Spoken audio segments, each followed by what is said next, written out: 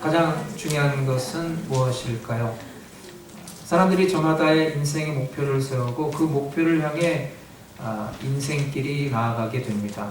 근데 많은 사람들이 자기가 원하던 목표를 온전히 이루지 못하고 사실 미완성의 그 인생의 삶을 마감하게 되는 것입니다.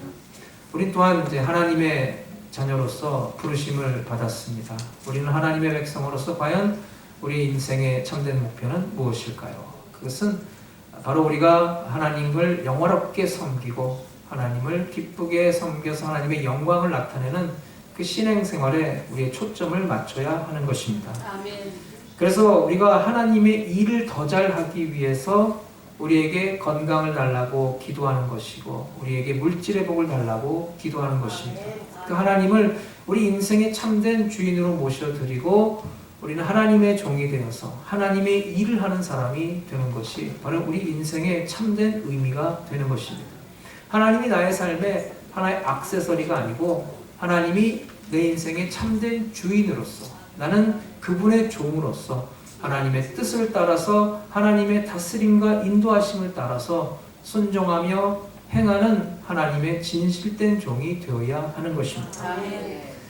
오늘 본문에 우리는 참 하나님의 그 은혜를 사모해서 하나님을 기쁘게 섬기길 원했던 사람을 만나게 됩니다. 그는 바로 유다의 왕이었던 요시야였습니다. 기원 7세기경에 이제 이스라엘이 아수르 나라의 침략을 받아 나라가 망하게 됩니다. 그리고 나서 이제 100년의 세월이 흘러서 이제는 참 그 남왕국 유다도 이스라엘이 망한 교훈을 분명히 알고서 하나님을 바로 섬겨야 할 터인데 그렇지 못했어요. 결국은 그들도 하나님을 배반하고 우상을 섬기고 많은 죄악을 행했던 것입니다. 그런 상황 가운데 유다의 왕으로 요시야가 왕위에 오르게 됩니다. 비록 어린 나이에 왕위에 올랐지만은 요시야는 그 마음속에 하나님을 바로 섬겨야겠다는 그런 투철한 믿음이 있었어요.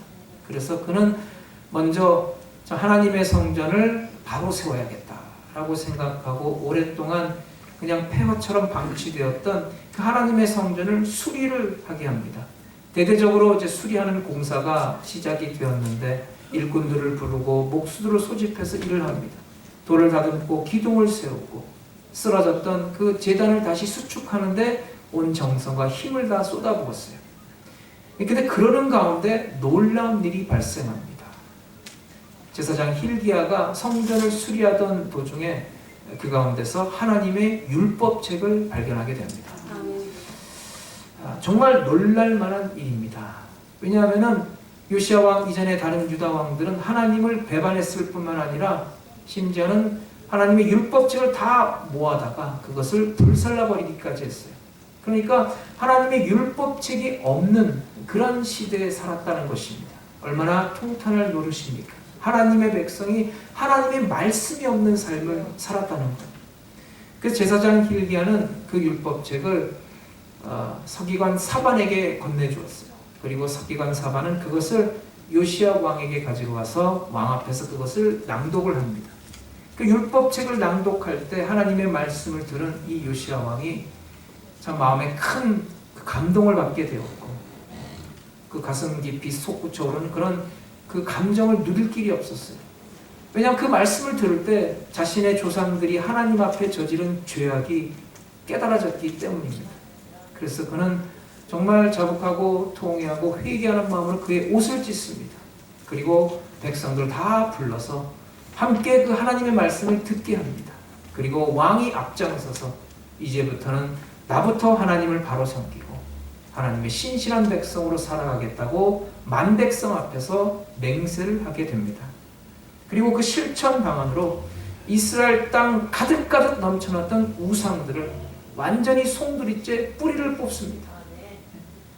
그리고 참 이스라엘 역사상 가장 최초로 가장 성대하게 하나님의 거룩한 절기인 유월절을 거룩하게 지켰습니다. 그래서 얼마나 성대하게 지켰는지 참 사사시대 이후로 최초로 일어난 일이라고 성경에 기록될 정도예요. 요시야는 언제나 하나님 중심으로 살아갔고 하나님 중심으로 나라를 다스렸습니다. 그래서 요시아가 왕으로 있는 31년의 재위 기간 동안 유다 왕국은 하나님의 축복을 받아서 나라가 번성하고 부흥했어요.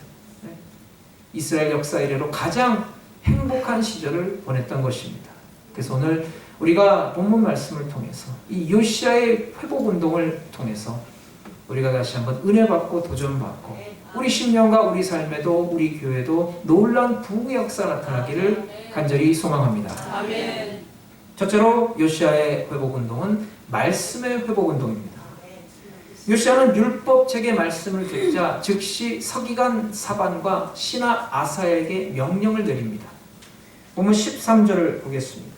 너희는 가서 나와 백성과 온 유다를 위하여 이 발견한 책의 말씀에 대하여 여호와께 물으라. 우리 조상이 이 책의 말씀을 듣지 아니하며 이 책에 우리를 위하여 기록된 모든 것을 행하지 아니하였으므로 여호와께서 우리에게 내리신 진노가 크도다.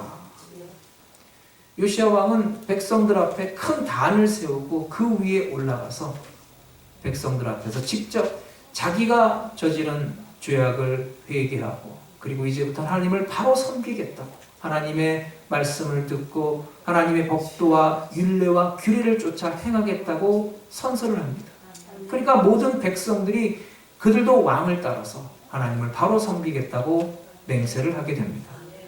그동안 앞서 많은 왕들이 하나님을 배반하고 하나님의 말씀을 거역하고 자기 욕심대로 자기 정욕대로 살아왔습니다.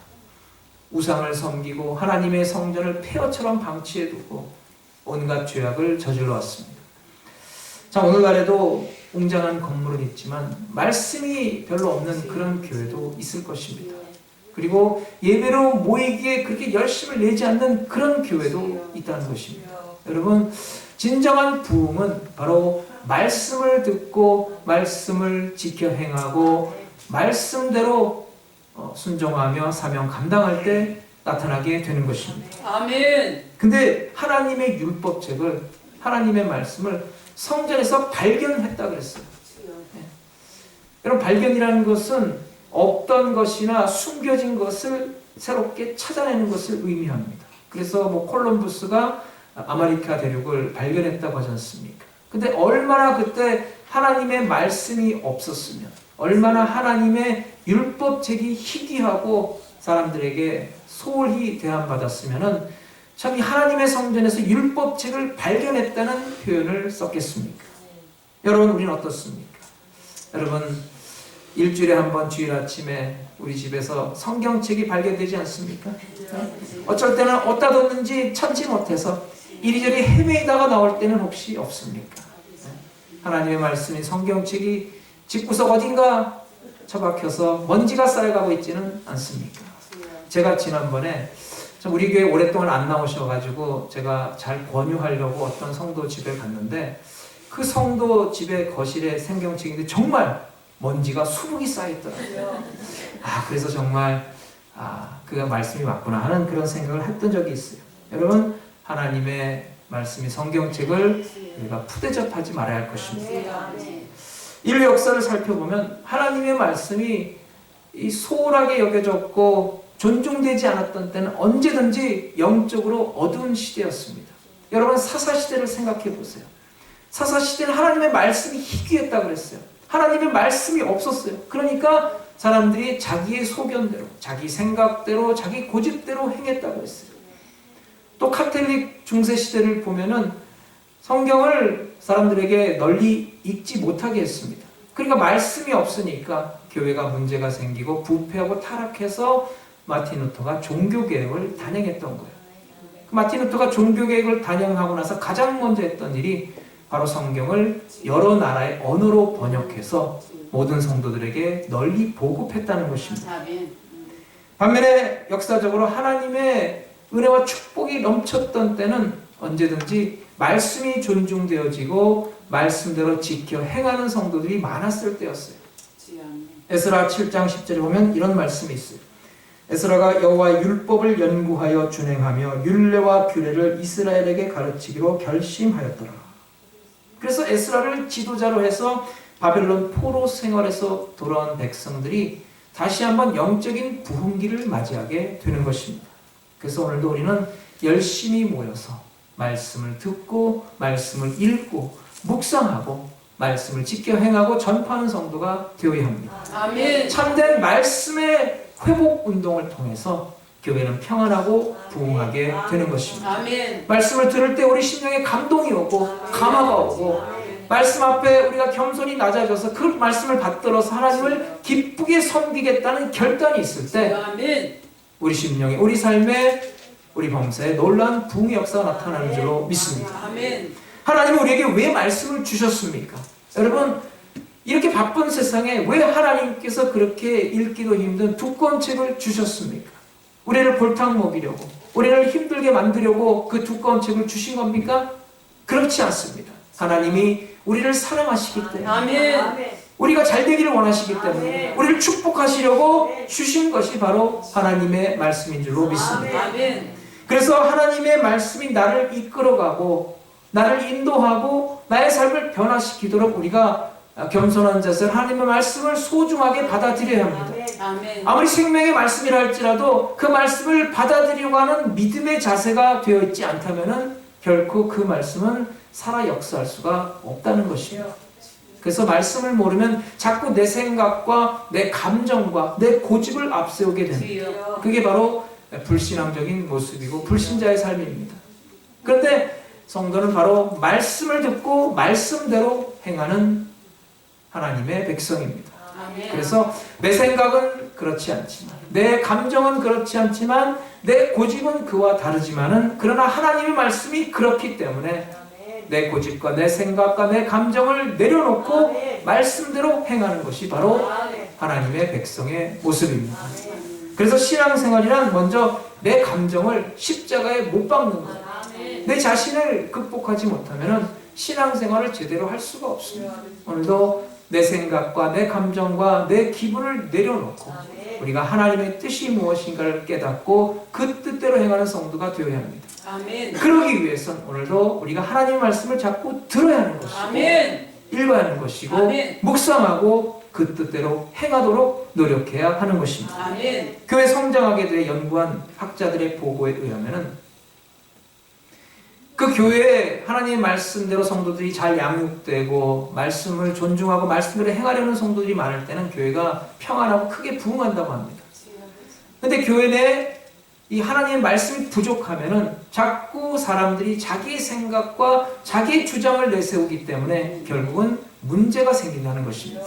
그래서 여러분, 우리 교회는 오늘도 하나님의 말씀이 울려 퍼질 때 그 말씀에 순종하며 아멘으로 기쁘게 받아들여서 그 말씀에 순종해서 일사불란하게 사명 감당하는 성도들이 되시기 바랍니다. 아멘. 내 개인적인 주장이 아니라 오늘 하나님의 말씀을 앞세워서 그 말씀의 능력이 나타나는 성도가 되시기 바랍니다. 아멘. 그래서 여러분, 믿음의 선배들은 이제 새로 신앙생활하는 믿음의 후배들에게 말씀대로 순종하는 바른 신앙의 자세를 보이고 말씀대로 헌신하는 그런 아름다운 성도의 자세를 보일 수 있길 바랍니다. 아멘. 그리고 우리가 서로 사랑으로 품어주고 아껴주고 세워주고 아껴줘서 하나님의 아름다운 사랑의 열매가 맺어지기를 바랍니다. 아멘. 둘째로 회개의 회복운동입니다. 이스라엘이 참으로 오랜 기간 동안 하나님 앞에 패역한 삶을 살았습니다. 아세라와 바알 우상을 섬겼고 그리고 자신의 욕심대로 정욕대로 세속을 쫓아 살아갔습니다. 무엇보다도 요시야 왕 이전의 많은 왕들이 참 하나님의 말씀을 멀리하고 하나님의 성전을 정말 폐허처럼 방치해 두었습니다. 본문 11절에 보면 왕이 율법 책의 말을 듣자 곧 그의 옷을 찢으니라. 요시야 왕은 하나님의 말씀을 읽게 되었을 때 자기 조상들의 죄악을 깨닫게 되었고 그때 회개하며 옷을 찢습니다. 그리고 왕부터 앞장서 이제는 하나님을 바로 섬기겠노라, 하나님께 바른 믿음의 자세로 살아가겠노라고 고백합니다. 그리고 이스라엘 역사상 전무후무한 개혁을 단행합니다. 가장 먼저 그는 이스라엘 전국에 들끓었던 우상을 완전히 뿌리째 뽑아버립니다. 요시야 왕이 앞장서서 진두지휘를 했어요. 그래서 전국에 흩어져 있는 바알과 아세라와 하늘과 하늘의 별과 달과 해를 숭배하는 그런 산당들을 다 허물어 버렸어요. 그리고 그 우상들에게 갖다 바친 그 제단을 전부 불로 태워버리고, 그리고 찢고 빻고 다 깨뜨려서 가루로 만들었어요. 그래서 그 가루를 강물에 흘려보냈다고 그랬어요. 뿐만 아니라 다시는 그런 죄악이 범해지지 않도록 그 우상을 섬기던 죄악의 장소를 완전 더럽게 만들었다는 거예요. 열왕기하 23장 4절 이하에 기록된 이 말씀의 동사들을 살펴보면 참으로 인상이 깊습니다. 요시아가 우상을 내어다 불사르고 폐하고 빻아서 가루로 만들고 뿌리고 헐고 더럽게 하고 제하고 쏟아버리고 찢고 죽였다 그랬어요. 그 요시아의 이 부흥운동, 개혁운동이 얼마나 철저하고 얼마나 단호했던가를 우리가 알 수가 있는 것입니다.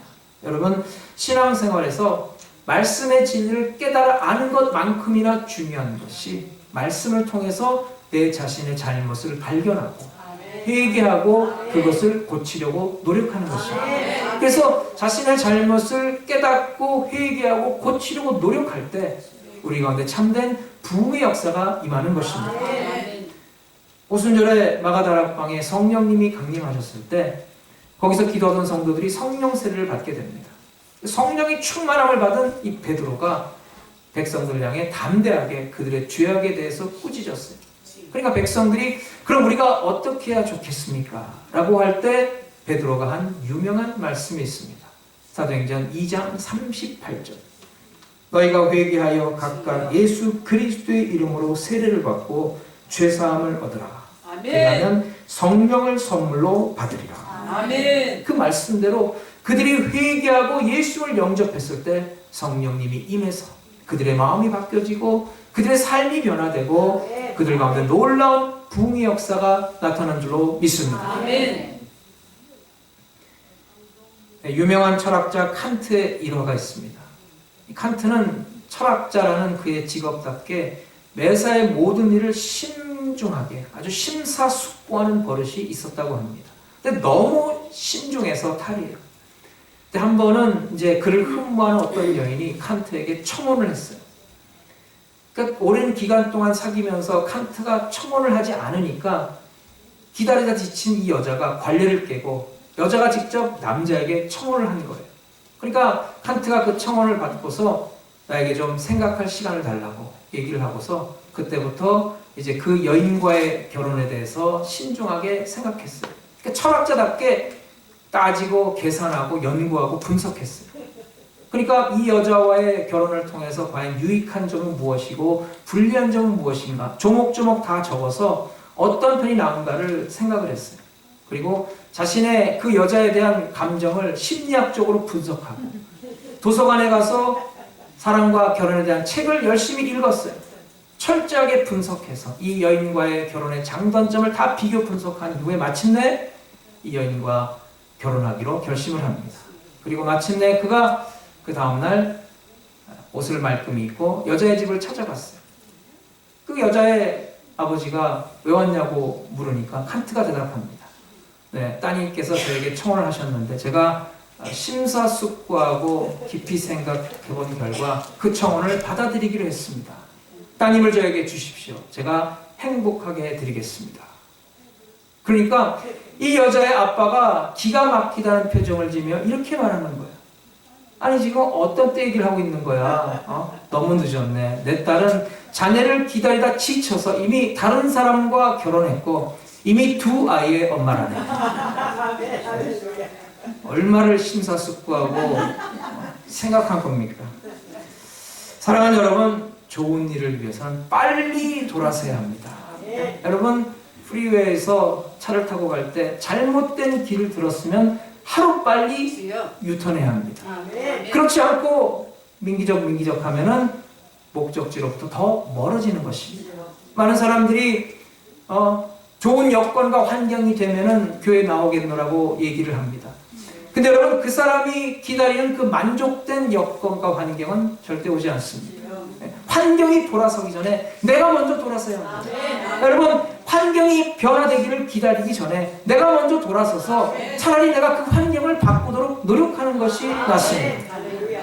그래서 요시아는 그런 잘못된 환경을 바꾸기로 결심하고 그가 돌이켜서 그의 인생을 건 결단을 내립니다. 이제는 바른 신앙을 되찾기 위해서, 이제는 바른 예배를 하나님께 드리기 위해서 말씀을 회복해서 하나님의 백성으로 바르게 살아가기 위해서 그런 목숨을 건 결단을 하게 됩니다. 네? 우상 숭배자들의 저항이 왜 없었겠습니까? 탐욕에 가득 찬 신하들이 왜 반대 안 했겠어요? 하지만 요시야는 앞만 보고 하나님만을 바라보고 달려갔습니다. 여러분, 이것이 바로 진정한 회개 운동입니다. 여러분, 회개라는 게 뭐 감상적으로 찬양하다 눈물 몇 방울 찔끔하는 게 그게 회개가 아닙니다. 회개라는 것은 가던 길을 멈추고 돌이키는 것입니다. 내 삶에, 내 심령에, 내 범사에 남아있는 모든 죄악의 찌꺼기들을 성령의 불로 태우는 것. 철저히 찢고 빻고 가루로 만들어서 날려버리고 내가 주님 앞에 바른 믿음으로 바로 서는 것입니다. 여러분, 우리가 살고 있는 이 시대는 정말 우상이 가득 찬 그런 시대입니다. 세상에 참 방황하는 사람들이 그 어느 때보다도 많고, 참 믿다가 실족하고 세상으로 돌아간 실족한 영혼들이 그 어느 때보다도 늘어가고 있습니다. 여러분, 거기에는 우리 신앙인들의 책임도 있는 거예요. 우리가 세상에서 신앙인으로서 바른 본해제된 모습을 보여주지 못했고, 또 교회 안에서 사랑으로 사명 잘 감당하는 모습을 보여주지 못했기 때문에 거기에 실망하고 거기에 시험 들고 거기에 실족한 사람들도 없지 않아 있다는 것입니다. 여러분, 우리가 세상에서 참으로 하나님의 백성으로서 바른 본의 자세를 보이지 못했다면 우리가 회개할 수 있기를 바랍니다.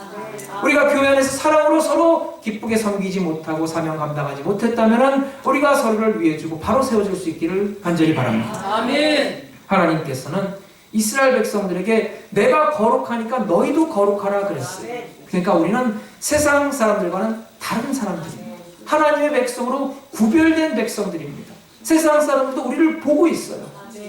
우리는 하나님 앞에서 망하는 자에게나 후원받은 자에게나 예수 그리스도의 향기입니다. 예수 그리스도의 편지입니다. 오늘도 하나님의 말씀을 붙들고 순종하며 그 사명 감당하고 우리 가운데 참된 영적인 부흥의 역사 나타나기를 소망합니다. 빌립보서 2장 15절에 보면 너희가 흠이 없고 순전하여 어그러지고 거스리는 세대 가운데서 하나님의 흠 없는 자녀로 세상에서 그들 가운데 빛들로 나타나라.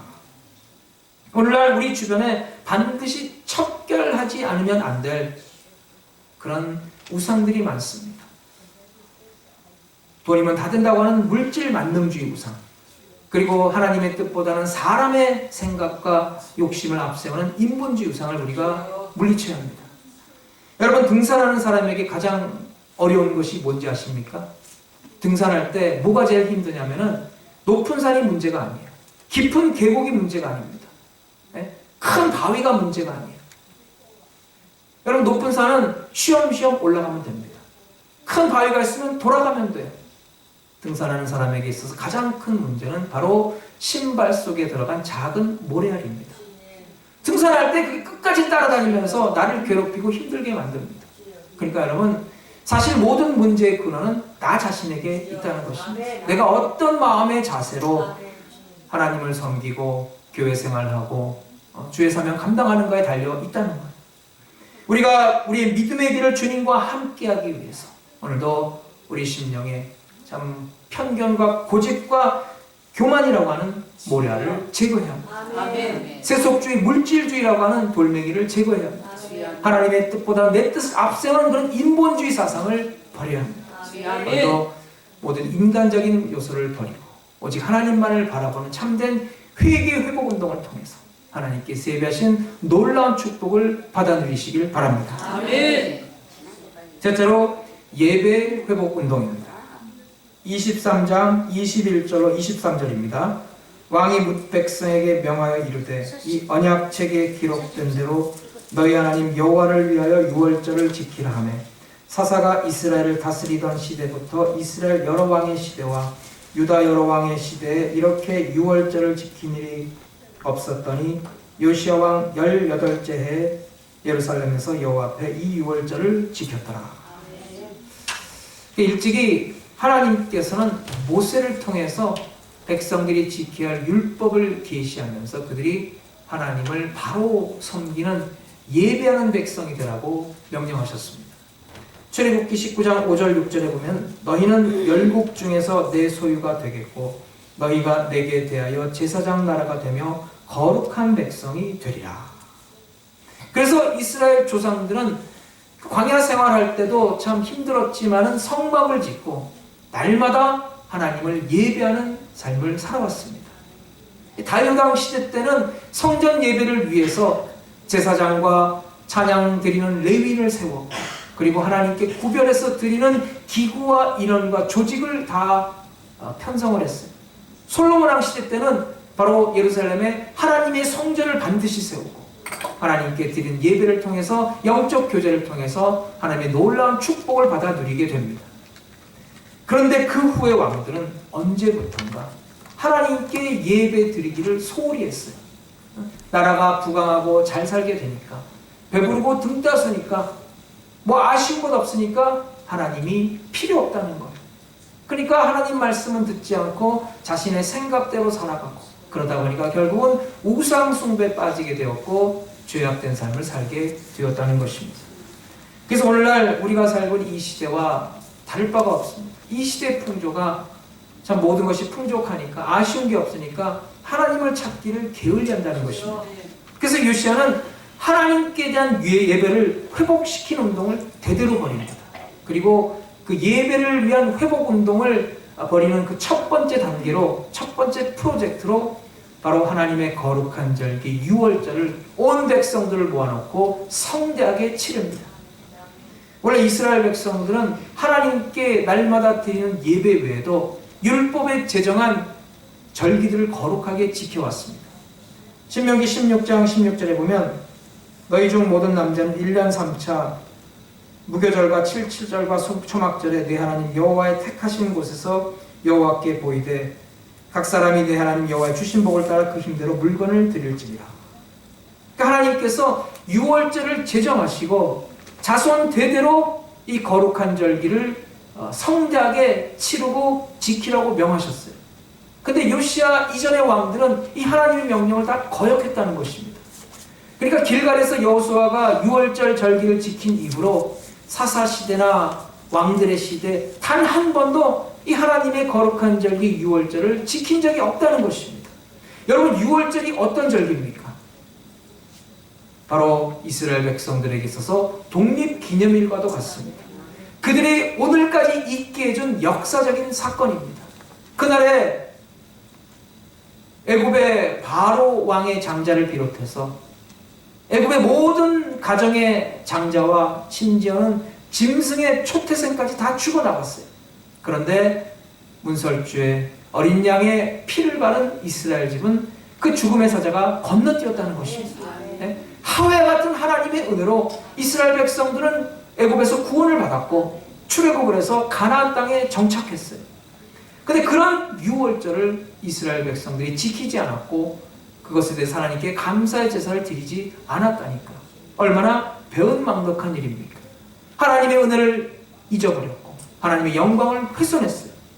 그래서 이제 요시야는 이제 우리는 하나님을 바로 섬기겠습니다. 하나님께 드린 예배를 온전히 회복하겠습니다라는 결심으로 가장 먼저 그들이 등한시했던 그 유월절 절기를 성대하게 치르고 하나님께 영광을 돌렸다는 거예요. 여러분, 유월절의 구원의 주인공은 바로 어린 양의 피입니다. 이것은 오늘날 성도에게 있어서 예수 그리스도의 보혈의 은총으로 구원받은 것에 대해서 감사드린 예배를 의미합니다.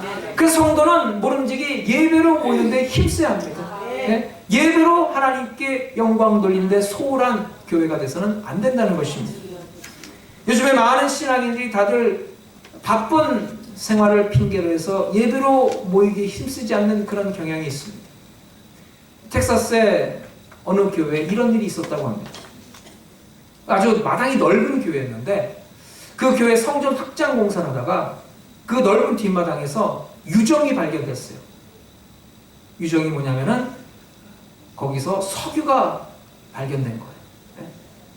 엄청난 석유가 콸콸 쏟아지는 거예요. 전문가를 불러서 감정을 해보니까 그야말로 수억 달러어치의 석유가 매장되어 있는 거예요. 얼마나 놀라운 일입니까? 그래서 그 교회는 즉시 공동의회를 소집해서 그들이 함께 회의를 했어요. 오랜 회의 시간이 끝나고 나서 마침내 그들은 세 가지의 중요한 결정을 내립니다. 그 중요한 결정 첫 번째는 즉시 석유를 파낸다. 둘째는 설교를 가서 얻은 이익금은 전 교인에게 골고루 나눠준다. 근데 세 번째 결정이 좀 문제가 있어요. 세 번째 결정이 뭐겠습니까? 이 교회 더 이상의 세교인은 받지 않는다. 세교인을 받으면은 그들에게도 이익 배당금을 줘야 됩니다. 받지 않는다. 돈에 대한 욕심 때문에 교회가 교회이기를 포기한 그런 실화입니다. 여러분, 우리는 예배로 모이는 데 힘쓰며 우리가 신령과 진정으로 하나님께 예배를 드리는 성도가 되어야 합니다. 여러분, 예배가 무엇입니까? 내가 지금 하나님 앞에 와 있다는 존재의식을 가지고 나의 최선의 것을 하나님께 드리는 것입니다. 그래서 예배를 본다고 하지 않고 예배를 드린다고 합니다. 여러분, 예배 드리는 것은 무슨 야구 경기 관람하는 것과는 차원이 다른 거예요. 야구 경기는 그냥 내가 제3자 입장에서 구경하는 것입니다. 그런데 예배는 그런 게 아니에요. 예배는 내가 참석해서 나의 최선의 것을 하나님께 드리는 가장 복된 시간입니다. 나의 정성을 드리고 나의 물질을 드리고 나의 시간을 드리고 나의 몸을 드리고 나의 마음을 드리는 가장 귀한 시간입니다. 여러분, 그래서 오늘도 우리는 신앙인으로서 하나님께 예배 드리는데 최선을 다하고 예배 드리는데 성공하는 성도가 되시기 바랍니다. 여러분, 하나님은 예배로 모이기에 힘쓰는 교회, 예배를 통해 하나님을 기쁘게 섬기는 성도를 축복하십니다. 오늘 우리에게 참된 예배 회복 운동이 있기를 바랍니다. 우리 모든 성도들이 예배 성공자가 되시기 바랍니다. 하나님은 예배에 성공하는 성도를 축복하십니다.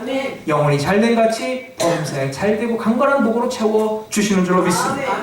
사랑하는 여러분, 요시야 왕의 부흥 운동은 오늘날 이 시대 많은 교회와 성도들에게 귀감이 되고 있습니다. 여러분, 요시야는 잃어버렸던 하나님의 말씀을 되찾고 그 말씀대로 순종해서 우상을 제거하고 모든 죄악을 척결했어요. 그리고 하나님 앞에 드린 예배를 회복하기 위해서 6월절 절기를 성대하게 치러서 하나님께 영광을 돌렸습니다. 왕이 솔선수범해서 이제부터 내가 하나님을 바로 섬기겠다고, 하나님을 바로 예배하는 하나님의 자녀가 되겠다고 결심하고 많은 백성들 앞에서 맹세를 했습니다. 여러분, 그 요시야의 부흥의 열정을 우리가 오늘 본받기를 바랍니다. 여러분, 그래서 우리가 예배에 성공하고 하나님의 은혜가 넘쳐나고 말씀을 앞세우는 성도가 되어서 하나님께서 예배하신 놀라운 축복을 받아 누리길 바랍니다. 우리 심령이 부흥하고 우리 삶이 부흥하고 하나님께서 부어주시는 범사에 잘되고 강건한 복을 누리는 성도 되시길 주의 이름으로 축원합니다. 하나님 감사합니다. 오늘 하나님